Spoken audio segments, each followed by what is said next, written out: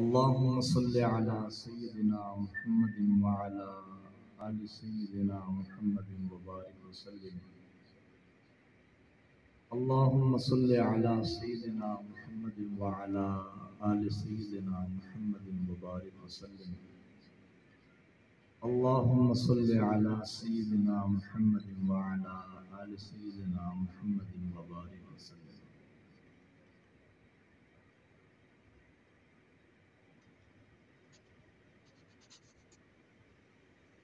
ہر نیک عمل سے، ہر اللہ کی عبادت سے پہلے تین چیزوں کو اگر ذہن میں رکھ دیا جائے تو اللہ تبارک و تعالی اس عمل، اس عبادت کو انسان کے لیے آسان فرما دیتے ہیں. نمبر ایک، اس عمل، اس عبادت کا مقصد. نمبر دو، اس عمل، اس عبادت کی فضیلت. نمبر تین، اس کے آداب اور اس کا طریقہ. تو آج چونکہ ہم اس موقع پر، اس جگہ پر ایک عبادت کی ادائیگی کے لیے کہ کس طور پر احسن طریقے سے اسے ادا کیا جائے اس کے بارے میں ہم سننے اور سیکھنے کے حوالے سے جمع ہیں. تو سب سے پہلے ان تین مقاصد کے اوپر بات کریں گے اور اس کے بعد اس کی فضائل اور کے آداب اور طریقہ بیان کریں گے. توجہ سے ہم بات سنیں گے تو اللہ تبارک و تعالی ہمارے لیے اس عمل کو صحیح طریقے سے ادا کرنا آسان فرمائیں گے. پہلی چیز یہ ہے کہ اس بڑی عبادت سے ہمارا مقصد کیا ہے. دیکھیے، کوئی بھی عبادت ہو، کوئی بھی عمل انسان کرے، اس میں انسان کا مقصد یہ ہو کہ یہ عمل، یہ عبادت میں صرف اور صرف اللہ کے رضا کے لیے کرو. حدیث پاک میں آتا ہے کہ جو آدمی اللہ کی عبادت اللہ کی رضا کے لیے کرتا ہے، اللہ تبارک و تعالی اس عمل کے اندر، اس عبادت کے اندر وزن پیدا فرما دیتے ہیں، اور اس عبادت کے اندر اللہ پاک حسن پیدا فرما دیتے ہیں. اس لیے فرمایا کہ کل قیامت کا دن ہوگا، انسان کے اعمال گنے نہیں جائیں گے کہ اتنے چیلے لگائے ہیں، اتنے دفعہ 4 مہینے لگائے ہیں، اتنے حج کیے ہیں، اتنے عمرے کیے ہیں، اتنی نمازیں پڑھی ہے. اس تعداد کے مقدار کے مطابق اس نے ذکر کیا ہے. فرمایا کہ جس عمل کے اندر وزن زیادہ ہوگا وہ عمل اللہ کے ہاں اتنا ہی زیادہ قابل قبول ہوگا. اعمال کے اندر انسان وزن پیدا کرے، فرمایا کہ اعمال میں وزن پیدا ہوتا ہے، اعمال میں حسن آتا ہے جب اس کے اندر اخلاص ہوتا ہے، اللہ کی رضا ہوتی ہے. اس لیے نبی علیہ السلام نے ارشاد فرمایا کہ انسان ایک عمل کرتا ہے لیکن وہ کسی کی دکھلاوے کے لیے ہوتا ہے، تو بجائے کہ وہ اللہ کے ہاں مقبول ہو جائے، الٹا اللہ پاک کی طرف سے پکڑ آ جاتی ہے. حدیث پاک میں آیا کہ اگر ایک آدمی احد پہاڑ جیسا سونا اللہ کے راستے میں تقسیم کر دے لیکن اس میں اللہ کی رضا مقصود نہیں ہے، تو اس پر اللہ رب العزت کی طرف سے کوئی ثواب ملنے والا نہیں ہے. اگر ایک کھجور کا ٹکڑا اللہ کی رضا کے لیے اللہ کے راستے میں دے دیا تو فرمایا احد پہاڑ جتنا ثواب ملے گا. تو میں عرض یہ کر رہا ہوں کہ ہم دنیا کے اندر کوئی بھی عمل کرے، کوئی بھی عبادت کرے، اس کے اندر ہماری نیت خالص ہو کہ اللہ یہ عمل، یہ عبادت، یہ محض آپ کی رضا کے لیے ہو رہی ہے، اس پر آپ مجھ سے راضی ہو جائے، اس کے بدلے میری دنیا بھی بنا دے اور میری آخرت بھی بنا دے. اب عمرے کے فضائل کیا ہیں، اس سے پہلے ہم نے یہ سمجھنا ہے کہ یہ جو عمرے کا عمل ہے، یہ عبادت ہے، یہ اللہ تبارک و تعالی صرف اس بندے کو توفیق دیتا ہے جس کے پاس مال و دولت ہے، یا اس کے علاوہ بھی کسی کو توفیق دے دیتے ہیں؟ دیکھیے بھائی، سب سے پہلے اس بات کو ذہن میں بٹھا دیا جائے کہ حج عمرے کا تعلق انسان کے پاس مال کے ساتھ جڑا ہوا نہیں، بلکہ یہ محض صرف اللہ رب العزت کی طرف سے اپنے بندوں کے نام بلاوا ہے۔ جس آدمی کے نام اللہ رب العزت کی طرف سے بلاوا آ گیا، اللہ پاک اس آدمی کو عمرہ کی توفیق عطا فرما دیتے ہیں۔ یہ اللہ پاک کے محض چنے ہوئے آدمی ہیں۔ ہمارے حضرت نے اللہ رب العزت کی طرف سے بخشش کے بے شمار بہانے ذکر کیے ہیں، اور ان میں ایک بہانہ یہ بھی ذکر کیا ہے کہ اللہ تبارک و تعالی جس آدمی کو حج عمرے کی توفیق عطا فرما دیتے ہیں، گویا اللہ پاک نے اس آدمی کے بخشش کے فیصلے فرمائے ہوتے ہیں۔ تو یہ ایسا نہیں ہو سکتا ہے کہ حج عمرے کا تعلق صرف مال پیسے کے ساتھ ہے، نہیں، اللہ تبارک و تعالی جس آدمی کو رحمت کی نگاہ سے دیکھ لیتے ہیں، اللہ تبارک و تعالی ان کو اپنے گھر کی زیارت عطا فرما دیتے ہیں۔ اور دوسری بات اس میں یہ سمجھنی ہے کہ دیکھیے یہ اللہ رب العزت کا بلاوا ہے۔ اللہ تبارک و تعالی جس آدمی کو اپنے گھر میں بلاتا ہے تو اللہ تبارک و تعالی اس بندے کو کچھ دینا چاہ رہے ہوتے ہیں۔ اس پر ایک مثال سے بات سمجھ لیجئے۔ دیکھیے دنیا میں اگر کوئی بادشاہ اپنے دربار میں کسی کو بلا لیتا ہے تو وہ بلانا اس بات پر موقوف نہیں ہوتا ہے کہ بادشاہ نے ان سے کچھ لینا ہے، بلکہ وہ اس بات کی علامت ہوتی ہے کہ بادشاہ سلامت نے اسے کچھ دینا ہوتا ہے۔ تو اللہ تبارک و تعالی جس آدمی کو اپنے گھر پر بلاتا ہے تو اللہ رب العزت کے یہ ارادے ہوتے ہیں کہ میں اس بندے کو اپنے ذاتی باری تعالی کی طرف سے کچھ دے کر کے بھیجوں۔ اللہ پاک کو دینا سجتا ہے اور ہمیں اللہ پاک سے لینا سجتا ہے۔ تو ہمارا مقصد یہ ہو کہ جب بھی ہم اللہ رب العزت کے دربار میں جائے، اللہ کے گھر میں جائے، تو ہم اللہ رب العزت سے لینے والے بن جائے، اس لیے کہ دنیا کے اندر رہتے ہوئے ہر انسان اللہ کا محتاج ہے۔ اب عمرہ کسے کہتے ہیں؟ عمرے کا معنی یہ ہے اللہ رب العزت کی گھر کی زیارت کرنا۔ شریعت کی اصطلاح میں کہتے ہیں کہ حج کے ایام کے علاوہ پورے سال کسی بھی وقت احرام بند کر کے خانہ کعبہ کا طواف کرنا، اس سے عمرہ کہتے ہیں۔ اور اس عمرہ کے اوپر کتنا ثواب ملتا ہے، اس کی کیا فضیلت ہے؟ حدیث پاک میں آتا ہے، نبی علیہ السلام نے ارشاد فرمایا کہ جب آدمی ایک عمرہ کر لیتا ہے اس کے سارے گناہ معاف ہو جاتے ہیں، اور فرمایا کہ اللہ تبارک و تعالی جب اس آدمی کو دوسری دفعہ عمرے کی توفیق عطا فرما دیتے ہیں تو فرمایا کہ پہلے عمرے سے لے کر دوسرے عمرے تک اس درمیان میں جتنے بھی سال گزرے ہیں، جتنا بھی عرصہ گزرا ہے، فرمایا کہ پہلے عمرے سے دوسرے عمرے تک اس دوران جو بھی گناہ ہو چکے ہیں، اللہ تبارک و تعالی ان تمام گناہوں کو معاف فرما دیتے ہیں۔ نبی علیہ السلام نے ارشاد فرمایا، بھئی کثرت سے حج اور عمرے کرو، اس لیے کہ جو آدمی کثرت سے حج اور عمرہ کرتا ہے اللہ تبارک و تعالی اس آدمی کو دو انعامات سے نوازتے ہیں۔ نمبر ایک، اللہ تبارک و تعالی اس کی پچھلے تمام گناہوں کو معاف فرما دیتے ہیں۔ دوسرا انعام یہ ہے کہ اللہ تبارک و تعالی اس آدمی کے حق میں مغفرت کو لکھ دیتے ہیں۔ اور دنیا کے اندر انسان کا، بالخصوص مسلمانوں کا سب سے بڑا مسئلہ ہی یہی ہے، ہمارے مغفرت کا مسئلہ ہے۔ بھئی اگر ہم نے زندگی شریعت و سنت کے مطابق گزار دی، لیکن کل قیامت کے دن میں اللہ پاک نے مغفرت کے بجائے جہنم کے فیصلے کر دیے تو اللہ پاک سے کوئی پوچھ تو نہیں سکتا ہے۔ تو فرمایا کہ جو آدمی کثرت سے حج اور عمرہ کرتا ہے اللہ تبارک و تعالی اس آدمی کے حق میں مغفرت کو لکھ دیتے ہیں۔ اور ایک حدیث پاک میں آتا ہے کہ اللہ رب العزت کے زمین پر 3 قسم کے لوگ وفد کہلاتے ہیں۔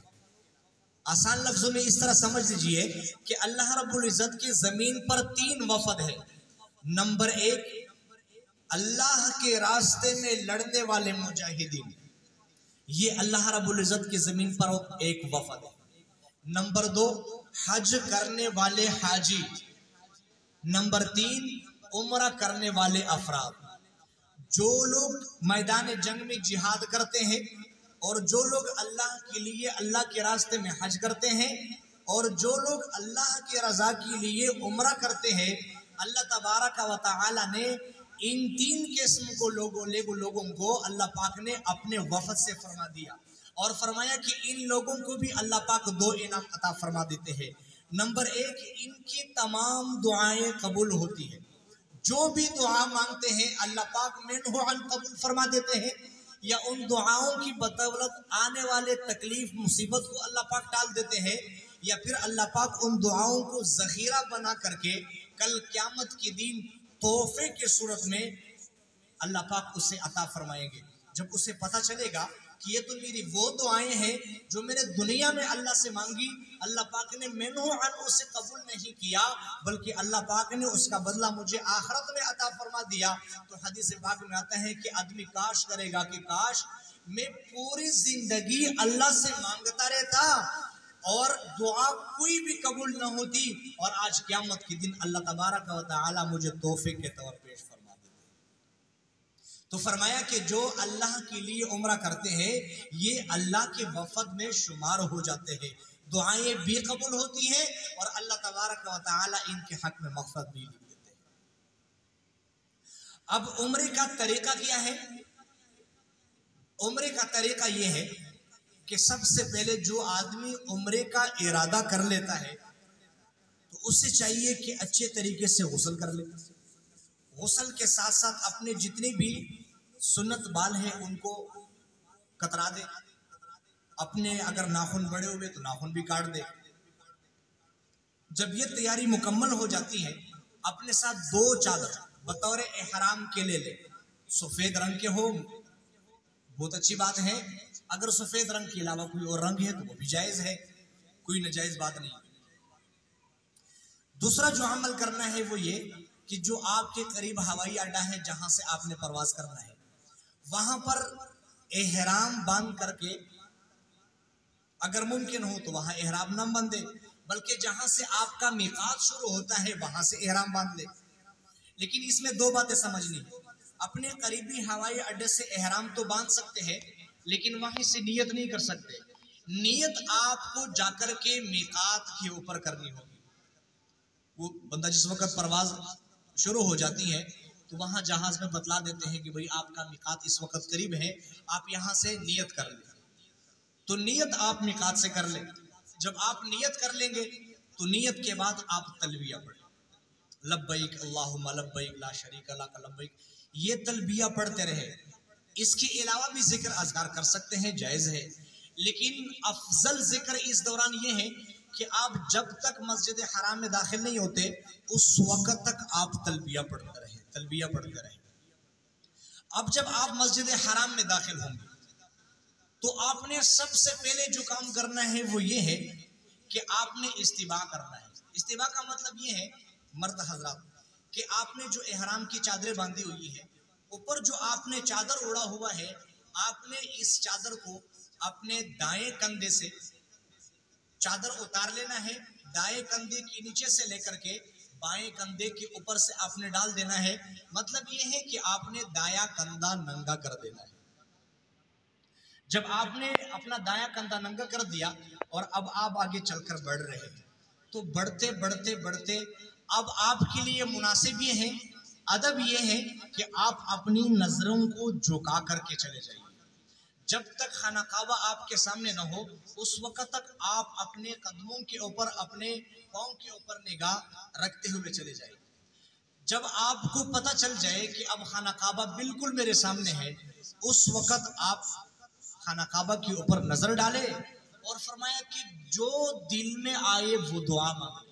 حدیث پاک میں آتا ہے کہ جب پہلی نظر خانہ کعبہ کے اوپر پڑتی ہے انسان جو دعا مانگتا ہے اللہ تبارک و تعالی اس دعا کو اسی طریقے سے قبول فرما دیتے ہیں، لیکن ہم دل کی یقین کے ساتھ اگر مانگے تو۔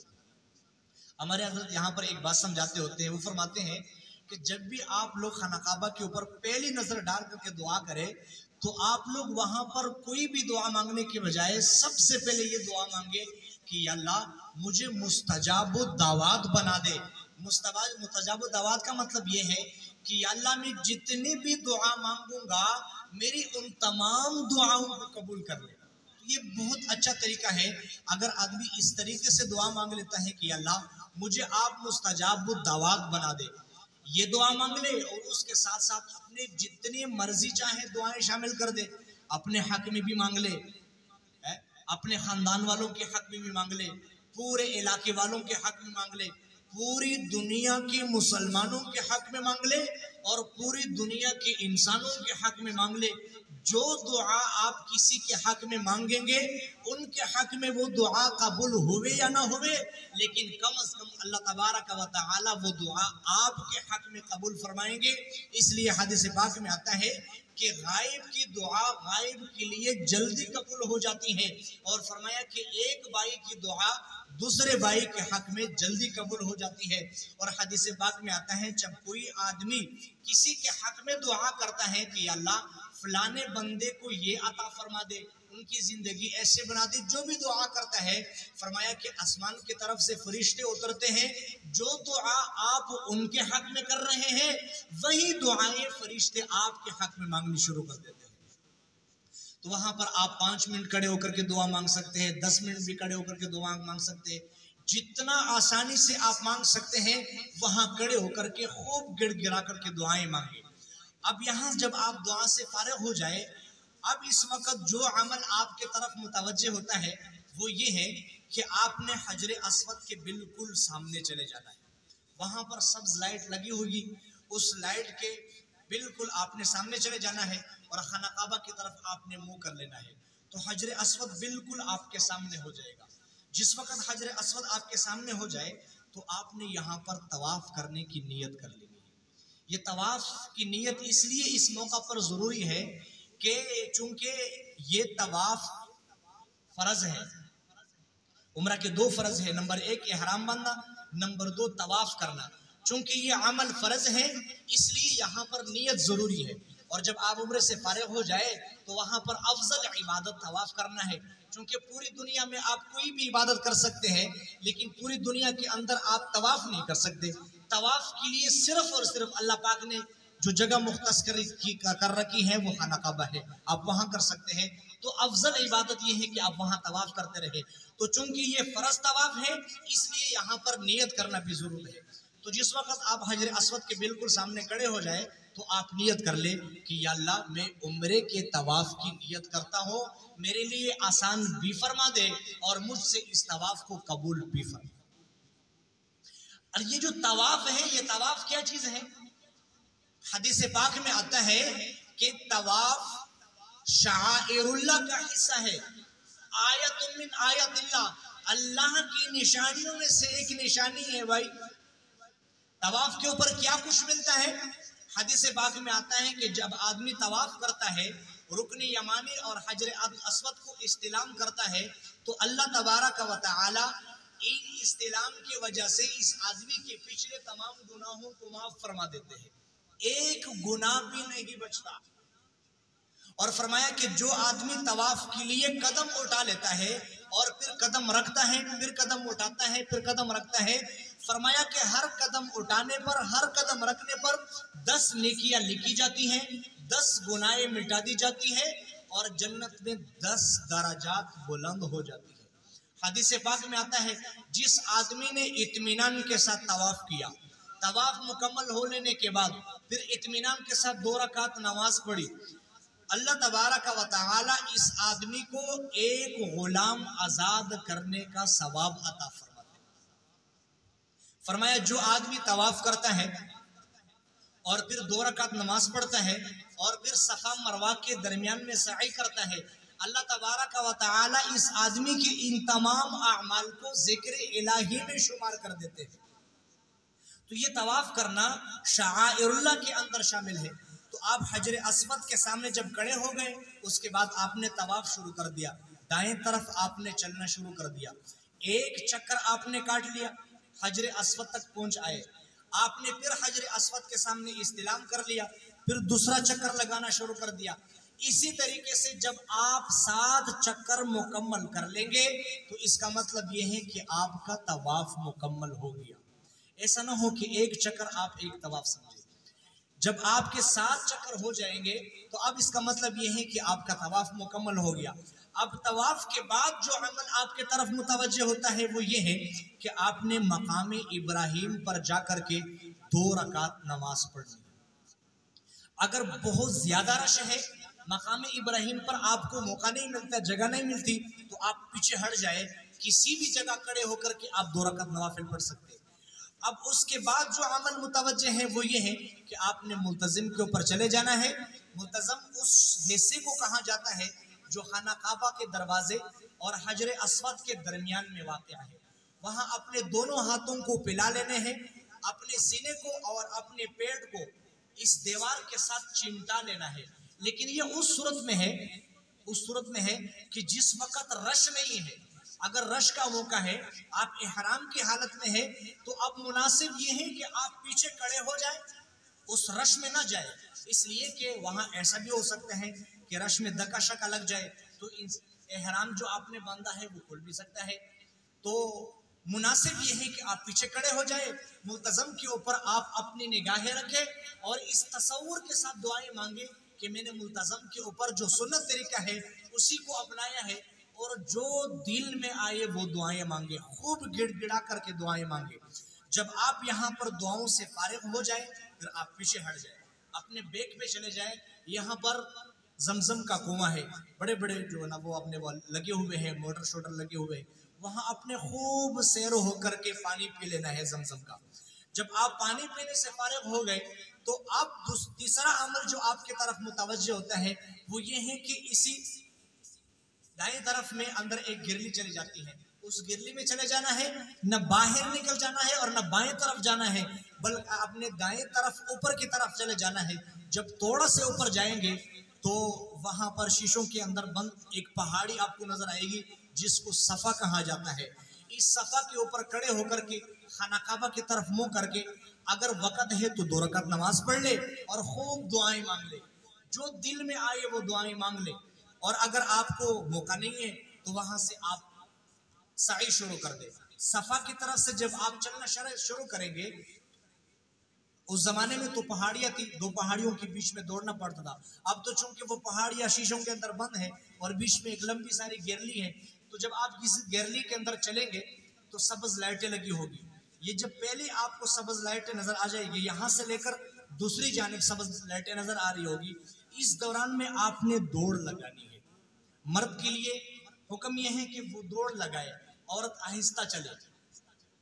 और फिर जब दूसरी लाइट जहां पर लगी हुई है सब्ज, वहां जब आपको पहुंच जाएंगे तो आप अपने दौड़ने की कैफियत को, अपने दौड़ने के अमल को तर्क कर दे और वहां से आप आहिस्ता आहिस्ता चले। और जब आप मरवा के ऊपर पहुंच जाएंगे तो वहां पर फिर वही अमल करना है जो आपने सफा पर साई शुरू करने से पहले किया था। तो ये आपका एक चक्कर हो गया। फिर वहां से वापस पलटना है। जब आप सफा पहुंच जाएंगे तो आपके 2 चक्कर मुकम्मल हो जाएंगे, फिर आपने वापस चलना है। इसी तरीके से आपने 7 चक्कर मुकम्मल कर लेने हैं। जब आपके 7 चक्कर मुकम्मल हो जाएंगे उसके बाद अगर मौका मिले तो नवाफिल पढ़ ले और खूब दुआएं कर ले। अगर मौका ना मिले तो जो अगला अमल है जो आपके तरफ मुतवज्जे होता है वो ये है कि आप हल्क कर ले या कसर कर ले। हल्का मतलब ये है कि आप अपने सर के बालों को बिल्कुल मुंडवा दें, ये अफजल है।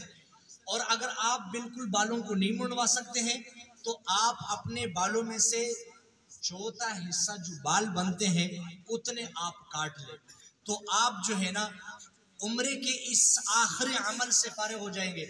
जब ये अमल भी आपने कर लिया तो समझिए कि आपका उम्रा मुकम्मल हो चुका है।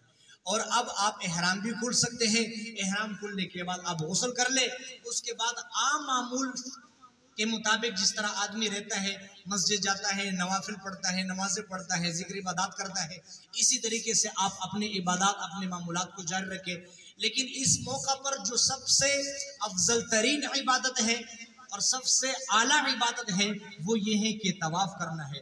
सब बेशक आप तिलावत कम करें, नवाफिल कम पढ़े, नवाजिब कम पढ़े, आप सबसे ज्यादा तवाफ करें। इसलिए कि दिगर जितने भी आमाल है, इबादत है, वो दुनिया के किसी कोने में भी हो सकते हैं, लेकिन तवाफ करना एक ऐसी इबादत है कि आप हरम शरीफ से बाहर निकलकर दुनिया के किसी कोने में भी नहीं कर सकते। इसलिए आप वहां जितना भी तवाफ करेंगे अल्लाह तबारक व तआला हमें अजर व सवाब अता फरमाएंगे। तो अब इसको खुलासा जिक्र कर देता हूं। नंबर 1, 2 फर्ज है और 2 वाजिब है। फर्ज नंबर 1 एहराम बांधना और तवाफ करना। वाजिब सफा मरवा के ऊपर सई करना, और सफा मरवा के सई से जब आप फारिग हो जाए हल्क या कसर कर लेना। ये 4 आमाल और इबादत है। इसको जितना ahsan तरीके से किया जाए उतना ही अल्लाह तबारक व तआला हमें सवाब अता फरमाएंगे। और वहां जाने पर जो मकसद हमें मुतवज्जह होता है, मकसद हमारा क्या है? अल्लाह से लेना। जितना अल्लाह से मांगा जाए, जितना मांगा जाए उतना कम है। हमारे हज़रत फरमाते हैं कि जिस वक्त अल्लाह पाक आपको अपने घर में बुला ले तो सबसे ज्यादा जो दुआ मांगनी है वो ये है कि अल्लाह से अल्लाह को मांग ले। अल्लाह मुझे अल्लाह मिल जाए, इतना अल्लाह को मांग ले, इतना मांग ले, इतना मांग ले कि हमारे जिस्म के आंग आंग से, बाल बाल से, बूटी बूटी से अल्लाह अल्लाह नजर आ जाए। अल्लाह तबारक व तआला हम सबको कहे सुने पर अमल की तौफीक नसीब फरमाए। व आखिर दावाना